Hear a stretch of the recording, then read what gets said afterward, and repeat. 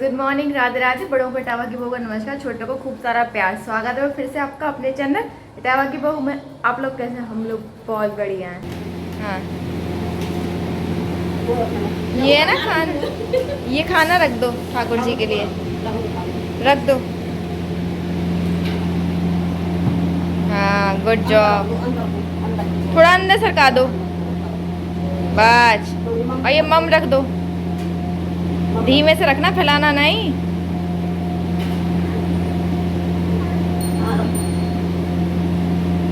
सब पता कहाँ रखते हैं उस लड़की को। Thank you. बस जय कान्हा की। रुक जाओ रुक जाओ, ये भी रख दो।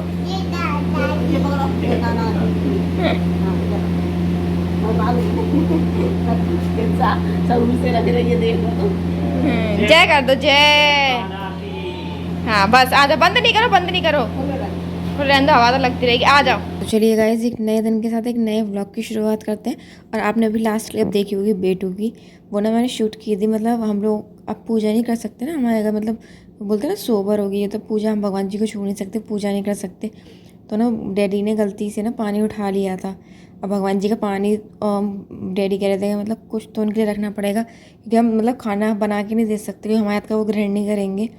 पर मतलब कुछ तो देना पड़ेगा, वो बैठे हैं तो हम हमेशा खाना देते हैं उन्हें। तो फिर मैंने सोचा कि मैंने चने, बादाम, काजू, बिस्किट वगैरह है ना, मैंने एक ही कटोरी में रख दिए थे सारे।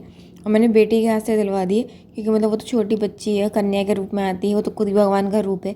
मैंने हमारे हाथ का ले ना ले, इसके हाथ का ज़रूर ले लेंगे। अब ना हमने सोचा कि मतलब हम रोज़ नया पानी, मतलब साफ़ पानी और ना कुछ खाने की चीज़ ऐसे ही बाहर से मंगा के, मतलब पैकेट्स वाली, जो हम भगवान जी को दे सकते हैं, जिसमें प्याज लहसुन नहीं हो, वो ना हम बेटू के हाथ से रखवाते रहेंगे पूजा घर में। जिससे ना भगवान जी का मतलब भोग भी लगता रहेगा, क्योंकि बेटू के हाथ का तो वो लेते रहेंगे।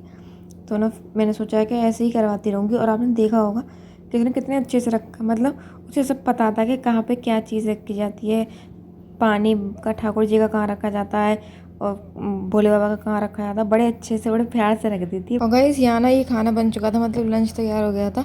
अब भगवान जी को तो हम देते ही नहीं, क्योंकि उनको भोग लग नहीं सकता, तो हमारे घर पूजा बंद है। तो ना मैं डैडी को देने जा रही थी, और आज बनी थी कढ़ी, मतलब कढ़ी बनी थी। तो ना यहाँ पे क्या होता है, जैसे बहुत से घर में होता है कि पहले ही छौंक देते हैं, मतलब प्याज से ना।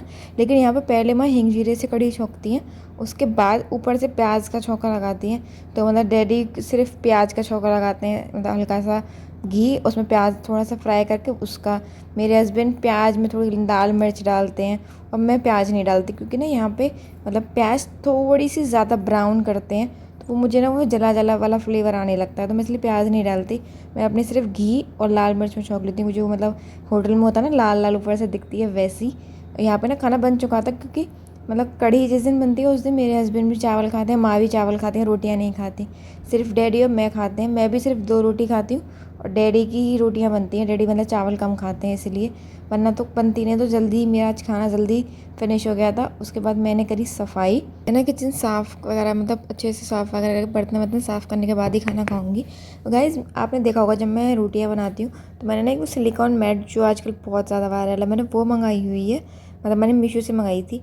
उसमें ना मेरे में मतलब जबकि उसमें कुछ गिरा नहीं है, मुझे पता नहीं, हो सकता गिर भी गया हो, मैंने नहीं ध्यान दिया, या माँ भी कभी कभी बनाती हैं, गिर गया हो तो हमने ध्यान नहीं दिया। उस पर ना येलो येलो स्टेन से पड़ गए हैं। तो वो क्या मतलब किसी चीज़ से साफ़ हो सकते हैं? क्योंकि ना अभी मैंने, आप देखेंगे ये रही, मैं इसे साफ़ किया, पर ना वो मतलब येलो स्टेन्स जो थे ना वो छूटे ही नहीं, जबकि मैंने इसे बहुत अच्छे से साफ़ किया। फिर बाद में मैंने इसे ब्रश से भी साफ़ किया था, मतलब कपड़े धोने वाले साबुन से लेके वॉशरूम में जाके साफ़ किया, लेकिन इससे ना वहाँ पे भी साफ़ नहीं हुए। तो आप मुझे बताएंगे कि मतलब कुछ ऐसा है जिससे इसके स्टेन्स साफ़ हो जाएँ? क्योंकि ना मतलब किचन की किसी भी चीज़ पर अगर कोई गंदा दाग हो तो अच्छा नहीं लगता है ना। तो अगर आपके पास कोई हो कि इस चीज़ से साफ़ हो जाएंगे, या कोई आइडिया हो, तो आप प्लीज़ मुझे ज़रूर बताइएगा।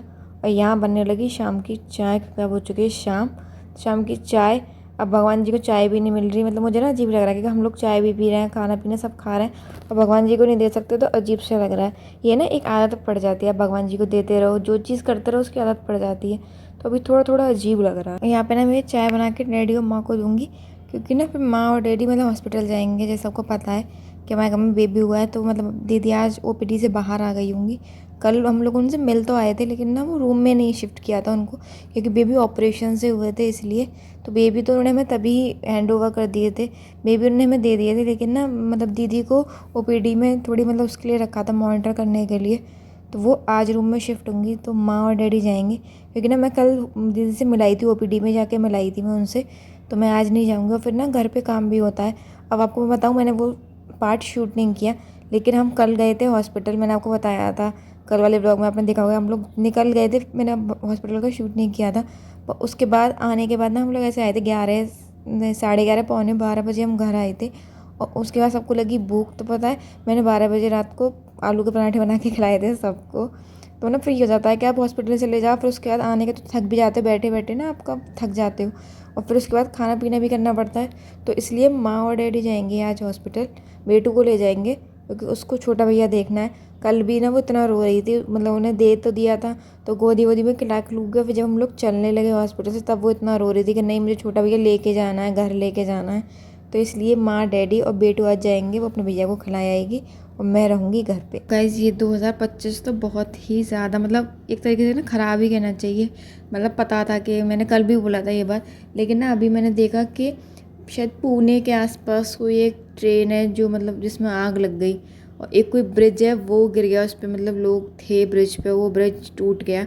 मतलब पता नहीं भाई, इस साल तो पता नहीं क्या हो गया माने का। हम ना जब कोरोना आया तब उस साल के लिए कहते थे कि यार ये डिलीट करो, साल हमारी ज़िंदगी से डिलीट करो, लेकिन ये वाली साल और ज़्यादा ख़राब आ रही है। मतलब इस बार तो लोगों को इतना मतलब वो हो रहा है ना कि देख, लोग अपने घर वालों के पास जाने के लिए बैठे तो वो अपने घर पे पहुंच ही नहीं पाए, प्लेन क्रैश हो गया, ट्रेनें जल रही हैं, कहीं से ट्रेनें ना मतलब पटरी से नीचे गिर रही हैं, पता नहीं क्या हो रहा है। इस बार तो समझ में नहीं आ रहा कि ये साल कैसा आया है। हाँ, पर एक चीज़ ज़रूर कहूँगी कि ये साल हमारे लिए मतलब मेरी फैमिली के लिए एक चीज़ तो अच्छी हुई है कि मतलब हमारे घर में बेबी हुए हैं, वो सही सलामत अच्छे से हैं, दीदी भी ठीक है। तो ये चीज़ एक अच्छी हुई है इस साल में हमारी फैमिली के लिए। तो और गाइस आप सोच रहे होगे कि मैंने आज ये कपड़े इधर क्यों सुखाए हैं, यहाँ से क्यों उतार रही हूँ, क्योंकि आपको पता होगा मैंने आपको बताया था कि जनरेटर रखा हुआ है, तो ना कपड़े जो मतलब बाहर सुखाते थे वहाँ चल रहा है काम, तो वहाँ धूल मिट्टी हो जाती है बहुत ज़्यादा। तो इसलिए ना आज हमने कपड़े सुखाए थे अंदर, तो मैंने ना यहीं पे सुखा के फिर मैंने सोचा कि मैं उतार लेती हूँ, क्योंकि ना बारिश का थोड़ा थोड़ा मौसम हो रहा था। तो पीछे साइड जो ये आंगन नहीं हमारा खुला हुआ है, मतलब ऊपर ना वो टट्टर बोलते हैं जो, वो पड़ा हुआ है जाल, तो इसलिए मैंने नहीं उतार लिए थे। मैंने ऐसा ना हो कि बारिश ही पड़ जाए, वैसे पड़ी नहीं, गर्मी अपनी चरम सीमा पे ही है, पर मैंने फिर ये ना उतार के तय करने लगी थी, मैं कहा तय कर लेती हूँ। यहाँ तक ना मतलब माँ डैडी और बेटू जा चुके थे हॉस्पिटल, तो इसलिए फिर मैंने कहा मैं काम ही कर लेती हूँ, जो काम है उसे तो फिनिश ही कर लेती हूँ। और गाइस अब थोड़े दिन ही रह गए हैं बस, फिर मैं जाऊँगी अपने मायके, क्योंकि मतलब मेरी टिकट्स तो बुक हो चुकी हैं। मैंने अभी डेट नहीं रिवील करूँगी कब जा रही हूँ, लेकिन मेरी टिकट्स वगैरह बुक हो चुकी हैं। और मेरे भैया भाभी की टिकट्स नहीं हुई है, लेकिन हाँ डेट पक्की हो गई है कि वो लोग कब आ रहे हैं। तो ना फिर मैं मतलब उनसे पहले ही पहुँच जाऊँगी, भैया उनका वेलकम करने के लिए कोई तो होना चाहिए ना वहाँ पे। तो इसलिए अब उनकी भी डेट मैं रिवील नहीं करूँगी, आपको मेरे व्लॉग देखने पड़ेंगे लगातार, तब आपको पता चलेगी कि कब आएंगे वो लोग। मेरा मतलब होता ना अंदर से एकदम इतनी एक्साइटमेंट है, क्योंकि ना हम लोग मतलब साल में एक ही बार मिल पाते हैं। भैया भाभी का भी ऑफिस होता है और मेरे साहिब का स्कूल होता है ना, तो इतनी छुट्टियाँ लेना पॉसिबल नहीं है। और फिर ऐसे ना कोई ऐसा है नहीं कि बगल में ही रहते हैं, इतनी दूर रहते हैं, तो फिर ना देखना पड़ता है, सब चीज़ वो करनी पड़ती है आने से पहले। तो इसलिए वो लोग साल में ही एक बार आ पाते हैं। पता है गाइस, मैंने ना जब मतलब मेरे भैया भाभी दुबई जा रहे थे, तो ना मेरे पापा मम्मी मतलब बहुत ही ज़्यादा चिल्ड आउट थे। ऐसा नहीं था, मेरे पापा मम्मी भी, भाभी के पापा मम्मी भी, कि वो देखो पता है अगर बच्चे बड़े होंगे तो वो ऑफ कोर्स है कि वो अपनी ना जॉब पे जाएंगे या फिर अपनी लाइफ उन्हें सेटल करनी ही है, वो सिर्फ इसलिए कि मतलब माँ बाप हमारे इंडिया में हैं। तो ऐसा नहीं है, मतलब ये हमारे अपने पेरेंट्स के प्रति भी एक रिस्पॉन्सिबिलिटी होती है, ये पक्की बात है।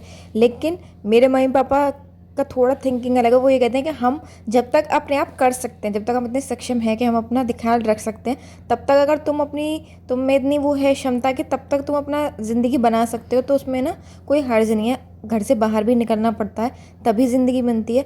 पर जब मेरे भैया भाभी जा रहे थे तो बहुत से लोग ऐसे थे जिन्होंने ना मतलब ये कहा था कि अरे ये वहाँ जा रहे हैं अपने माँ बाप को भूल जाएंगे या माँ बाप को नहीं देखेंगे, ये लौट के नहीं आएंगे। मतलब कुछ तो घर के ही थे जिन्होंने ये कहा था। पर मैं देखिए अब उनसे मैं ज़रूर, मुझे पता है कि वो समझ गए होंगे कौन कौन वो लोग हैं, लेकिन मैं उनसे ज़रूर कहना चाहूँगी कि हर बेटा बहू ना पास रह के ही अच्छे नहीं होते, कुछ बेटा बहू दूर रह के बहुत अच्छे होते हैं। जैसे मेरे भैया भाभी हैं, मतलब मैं अपनी मम्मी की तरफ से शॉर्टी से कह सकती हूँ कि वो हमें हर बार यही कहेंगी कि मतलब ऐसे बेटा बहू उन्हें हर जन्म में मिले।